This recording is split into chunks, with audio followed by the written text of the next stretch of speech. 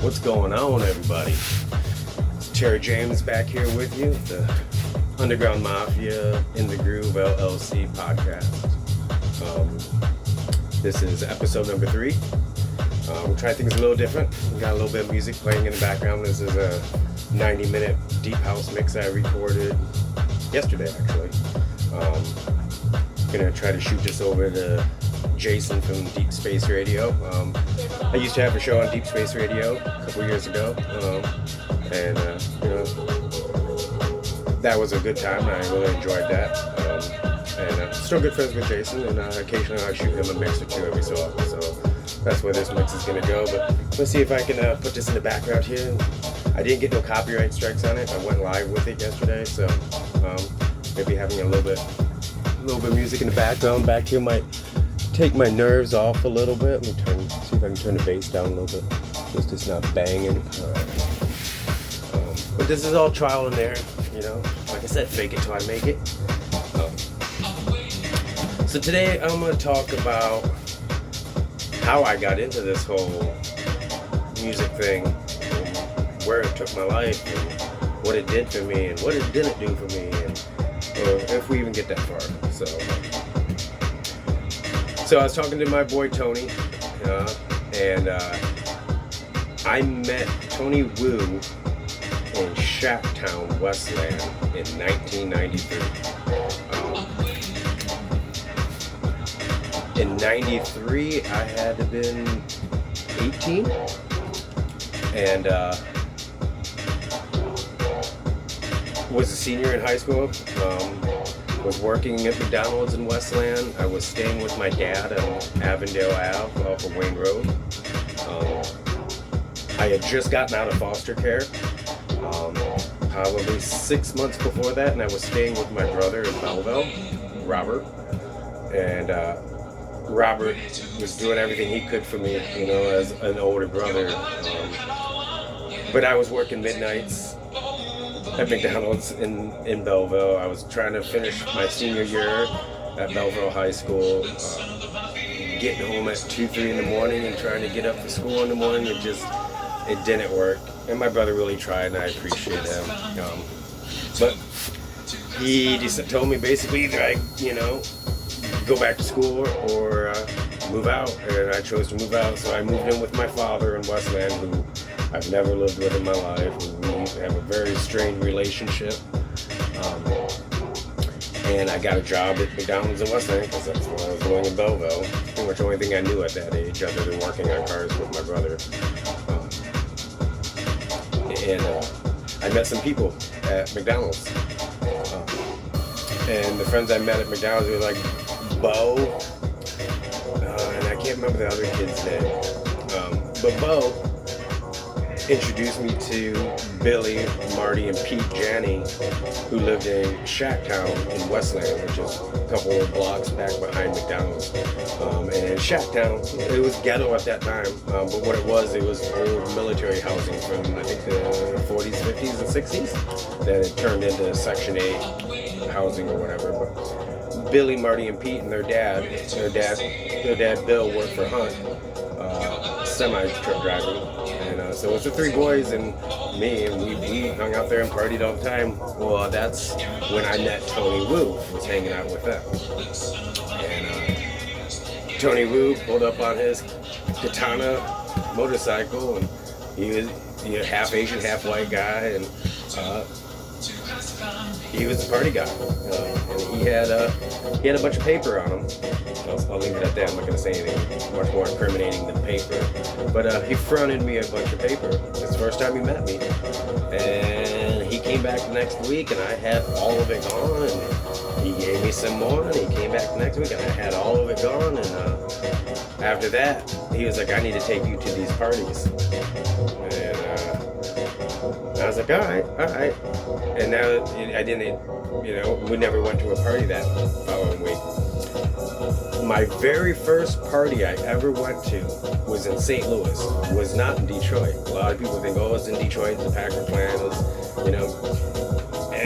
And I do give a lot of credit to Tim Baker and Tony Wu for taking me to my first party. But it technically wasn't Tim Baker is our buddy named Reese. He was an older guy than us. You know, I was 18 at the time. He's probably early 30s. He took me and Billy Jennings down to St. Louis to see Josh Wink and Diesel Boy. And it was like nothing I've ever seen before. It was down the street from the big arch. There's probably 1,500, 2,000 kids there. I've never seen people dressed like that before. And the party got busted at like 3:30 in the morning. It was the craziest thing I've ever remember. And that was the first time I went to like, you know, a raver's house. We hooked up with some people from St. Louis, and we went and chilled at their house for the next 12 hours. And we partied there. They had turntables, and that was my first time hanging out with party kids. Yeah, that was cool. You know, I never did anything like that. You know, the coolest thing I did musically up to then was I got invited to help set up a Jimmy Buffett concert in the cornfield in Ohio. That was pretty freaking cool. And because I did that, a month later, I got to help set up for Guns N' Roses, Metallica, and Faith No More. And all we were doing was unloading semis, just basically unloading stuff. We weren't setting the stages up or anything like that. We were just unloading. It was $100 a day and a free ticket. And, you know, for the Jimmy Buff concert, it was like a day to set up, a whole day during the concert, and a day to tear down. And we got to see a concert, we got backstage laminates, and we got to see the show. I got to be up on stage, I got to meet Jimmy Buffett. And that was like probably the coolest thing ever. First time I ever saw like a parking lot party with the parrot heads, or what they call Jimmy Buffett fans. So that was fun, that was interesting. And then the following month, I got to set up for Metallica, Faith No More, and Guns N' Roses. And I was backstage, and that was right when James Hetfield cut off all of his hair, you know, and they were going through some phase in their careers, I don't know, but I tried to shake James Hetfield's hand, and he shined me on. He didn't give me the time of day. And that really rubbed me wrong, because at that time in my life, Metallica was the world to me, music-wise. You know, I had an angry childhood, and Metallica really flourished in that anger, and like you know, I was just, I still look back at it, and I was like, man, you know, I really appreciated your music, and I loved your music, dude. I just want to shake your hand and say, nice to meet you, and you couldn't give me the time of day, and I was like, rubbed me wrong. You know, and you know what they say, don't meet your biggest heroes, you know, they'll disappoint you every time, and sadly that's been true throughout my life. It don't matter what type of music it's been in. You scoot back so you can't see how old I am. Trying to get a little bit more comfortable talking in front of this camera. Alright, so where was I? So yeah, we went down and saw Diesel Boy and Josh Wink. That was my very first party, downtown St. Louis, underneath the arches in some underground. There's a warehouse building with a big basement, and I remember the cops raiding the party, and we going over to another group's house, and we hung out there for the next 12 hours and came back. That following weekend is when Tony Wu and Tim Baker decided to take me to, I want to say it was a Packard plant or it was a Hastings building. But I want to say Packard plant. Took me to my first party, and they set me up and told me I'm now working for them, kind of. And yeah, they taught me a lot about how to make money at a party. And the money was good, and the money was fast, and it was easy, and the product was good. The Pink Panthers and Tweebirds and the White Doves and oh god, there's so much different stuff we were pushing at the time. In the beginning, it wasn't MDMA. In the beginning, it was all paper. I remember when, you know, everything I was hustling back then was just paper, you know, and it was real easy to sell 100 tabs in a night, you know, at $5 a piece, and come home with $500 in my pocket every Friday and Saturday night. And that was awesome, because technically I was kind of poor. You know, I worked at McDonald's and pretty much all my money was going to pay bills and rent and some put food in my mouth. I actually didn't put, I worked at fast food so I could eat, you know. But hustling at the rave parties enabled me to be able to get into these parties, you know. It's $20 a night most times, you know.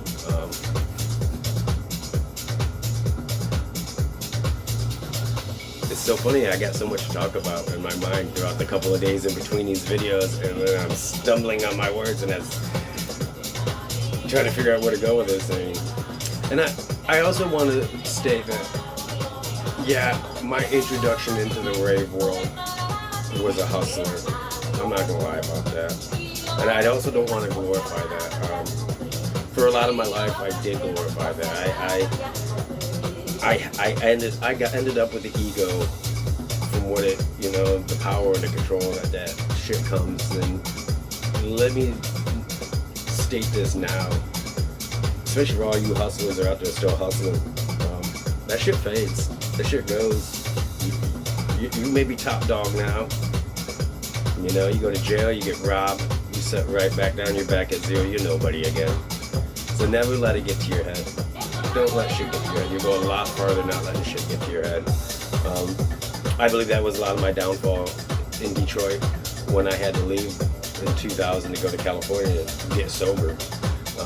Was letting shit get to my head, partying, getting high on your own supply, you know. Probably one of my biggest downfalls in Detroit. I used to do really good hustling when I was part of the Ann Arbor crew. When we were a tight crew, I really did get high on my own supply, you know. I never got high while I was working. I was weighted, or I picked a certain party to cut loose at and make sure I didn't have money in my pockets and shit in my pockets that could disappear or, you know, get taken. And then after, you know, the Ann Arbor crew, we kind of dissipated. I want to say 96 or 97, and I started going off and doing my own shit. And, that's when my head really started growing, because, you know, I didn't really feel I had a boss, you know. I was a boss. And me being a boss and being in control sometimes isn't the best thing. You know, but, you know, you look back and you go, hey, you know, you learn. Everything you go through for a reason, you know. Every downfall is for a reason, you know. I believe that God has kept me from becoming famous as an artist or as a promoter to keep my ego in check.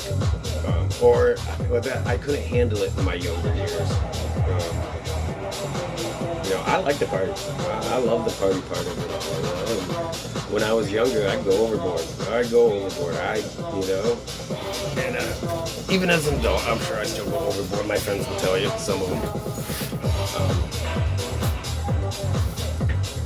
But, so yeah, my first party was in St. Louis. Second party was in Detroit, and that's when I started getting into the hustling thing. And I probably did the whole hustling thing for probably a year before I started even thinking about buying records or spinning records. I was strictly hustling the parties, learning how to dance, you know. I remember the first time I really got out into dance, and I started shaking and I started moving. I remember asking Tony Wu, I said, hey man, can I dance?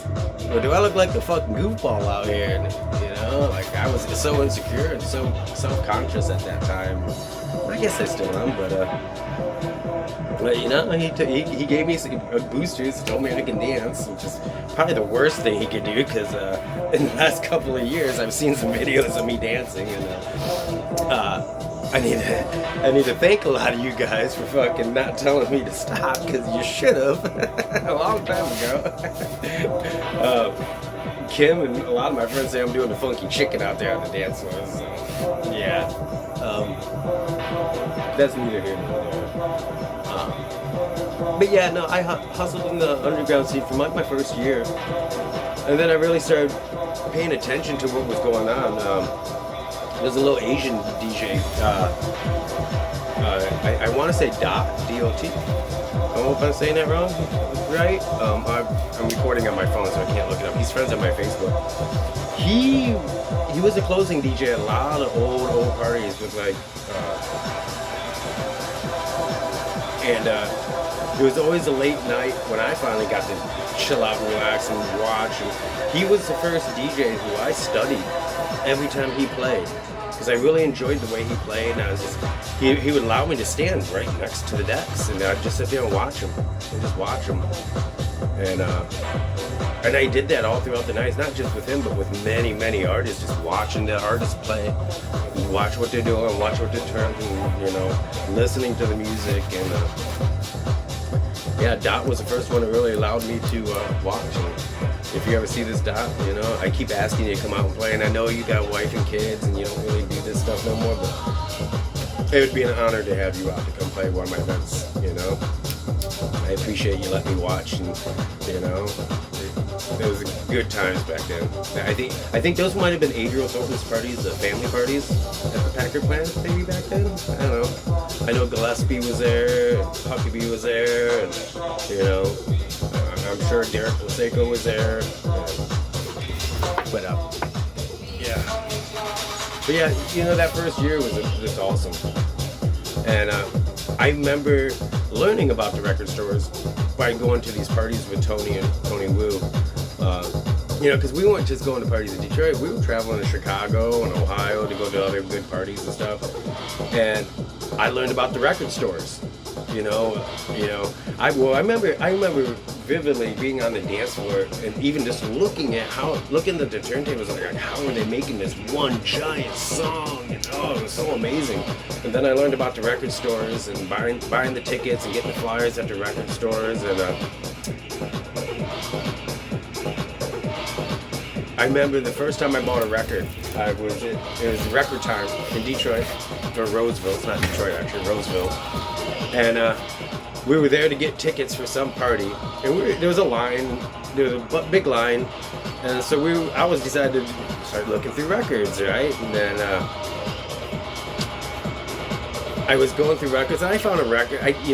They had listening stations there, but there was so many people there that you couldn't get to them. So I found a record. It just said something stupid on it. I didn't know what it was, right?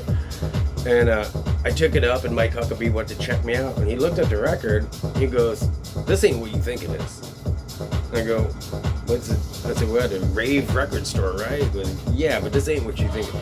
I go, "Well, I just want something I can dance to, And he goes, "Okay, I'll get you." And he pulled me a record off the wall. I don't remember what it was. We pulled that off and took that record back, and he sold me that record. And that was the first record I ever bought, was Mike Huckabee at Record Time. And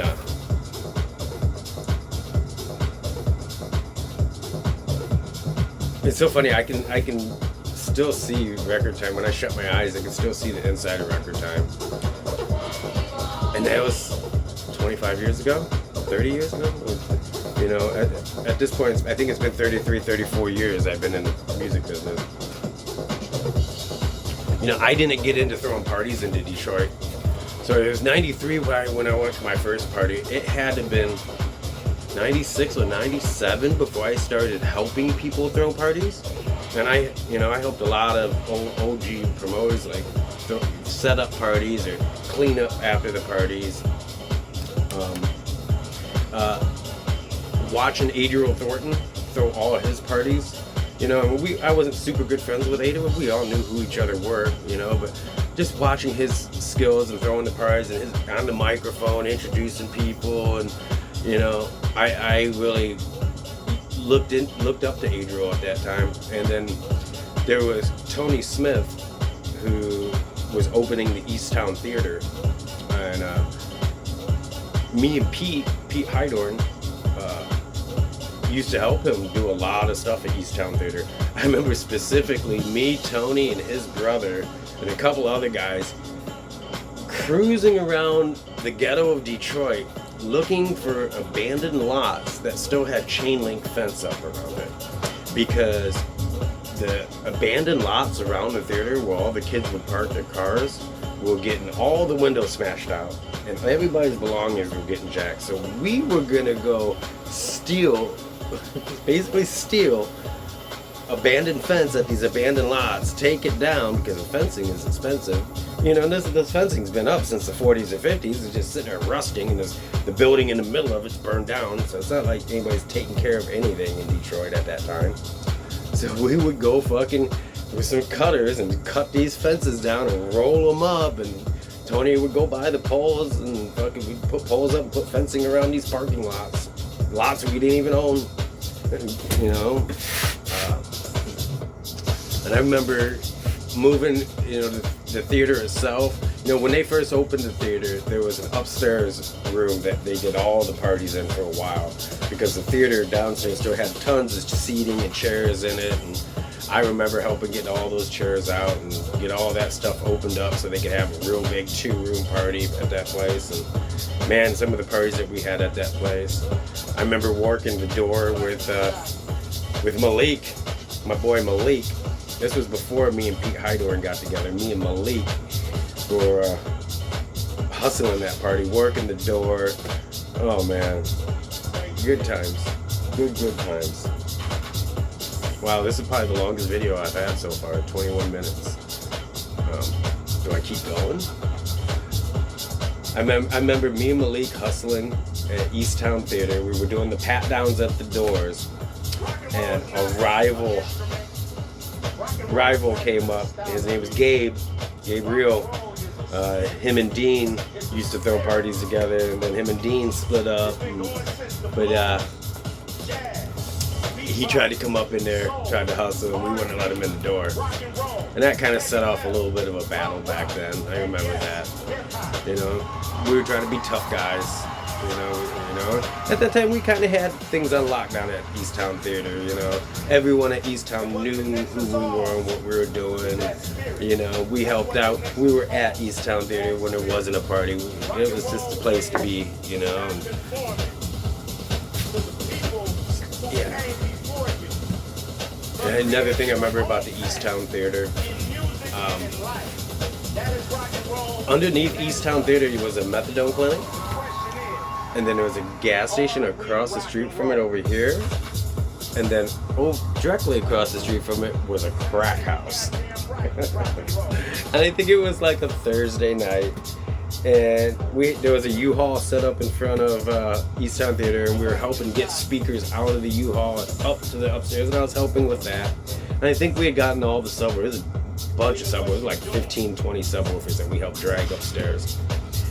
And we were all sitting upstairs, and all of a sudden we hear pop, pop, pop, pop. And we look out the window, and there's a drive-by shooting happening at the crack house across the street. And I'm like, oh fuck. Well, we're up on like the 3rd floor. So we had like a bird's eye view of everything that's going on, right? And we see this car, and it'd come by and it'd do the drive-by shooting, pop, pop, pop, pop. And then it'd fucking drive off, right? And you'd see it would go around the block. And it'd creep back up, and it'd come back all super slow again. And it would 5-10 minutes go by, and they'd come rolling back up, pop, pop, pop, pop.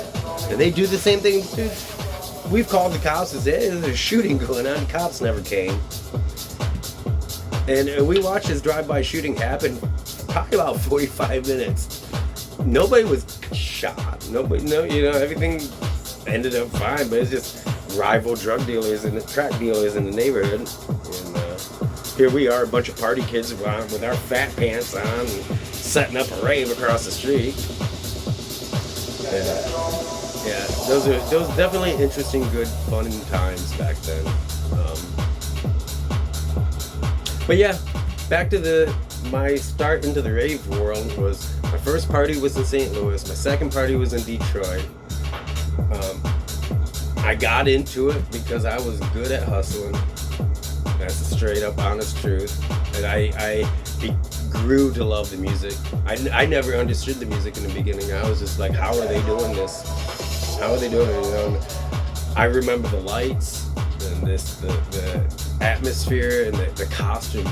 In Detroit in the 90s, a lot of people wore costumes. It wasn't just fat pants and cool shirts and cool shoes and stuff. Some people wore just big giant ball gowns and costumes and just kind of crazy stuff. So give me a second here. I gotta respond to something if I can. So, okay, now we're good. All right, see if I can put you back without falling. we all set? There we go. All right.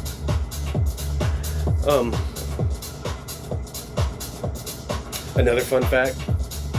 Like I said, ecstasy wasn't the driving factor on the dance floor back in '93 when I first got into partying. It was more psychedelics and LSD, mushrooms, mescaline, microdots and stuff. That was mainly what was fueling the dance floors back then. I remember, God, it had to have been like 95, 96, the first time I did ecstasy. And I remember I was tripping balls at a party. I'm sitting on top of the subwoofers and I'm sitting there like this. I'm like just tripping out, right? And tripping out on all the lights, tripping out on all the people in the bass. I was in awe. To me, it was like adult Disneyland. And I remember Tony Wu coming up and going, "Come on, Terry, come on, come dance with us." And I was like, "Oh, I'm fucked up, right?" And he's like, "All right." And then he came back like a half hour later. He was like, "Here, take this." I was like, "Oh, what's that?" He said, "Just take it." I'm like, he gave me a half. And that was the first time I candy flip for my first time. I was gone. I think that's when I first started dancing. God, it's really fond memories back then, you know. And I remember back then we were living in Ipsy at the time. You know, it was me, Craig Livingston, Crane, his brother, and Bo. We had a 2-bedroom apartment. I'm the only one paying the rent to Crane and Bo. Neither of them are paying rent. They move out the place, you know. Oh man. Such memories. Yeah, the place in Ipsy was crazy. We painted the walls black. We were full-fledged ravers, party kids at that time. The walls were painted black. There's lots of black lights all over everywhere. And I still got black light. I still love my black light for partying. That's getting loud, huh? Well, we got 27 minutes and 30 seconds. This is the longest video I've made, rambling about myself. So the gist of the matter, I got into the scene by being a hustler, being taught how to be a hustler. I wasn't a hustler at that time, but I was taught and I was showed the way. And I grew to love the music. And that's how it all happened, you know. And I want to say this music changed my life. You know, I grew up in the juvenile system. I was in foster care and in juvenile halls and boot camps, and was a really, really angry kid. And the rave scene became a family for me, and became love for me, and showed me how to love. And is, you know, and I know a lot of it could be the drugs. You know, drugs do that to you, but it broke that anger in me and just let me open up and be happy and enjoy life a little bit and thrive a little bit and not just be so, you know, when I was a kid, I just want to rip someone's head off. And, you know, as a young adult in my 20s, I was able to give people hugs and say I love you, you know, and I hold part of that dear to me, you know. That part of the scene I'll always be grateful for. And, you know, why it hurts me now to see the scene the way it is a lot of ways, because I don't think the scene's doing that for people today. You know, I don't think the scene is that accepting of people who are different. You know, I was a long hair heavy metal burnout. I had long hair down my back, and that was my first rave. So I appreciate you guys checking in here with me, listening to me ramble. Please ask questions. You know, please leave a comment, leave a like, subscribe.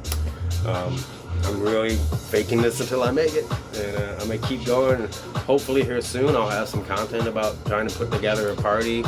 I'm gonna get the computer and the cameras all hooked up, so we're not doing this with the cell phone so much, but it's all a learning process for me. So hopefully the music came out good in the background and I don't get a copyright strike. And I thank you guys. If you can, please like and subscribe. Check out the website, groove-artist with an S.com. And if you're looking to book any of the Detroit artists, hit me up.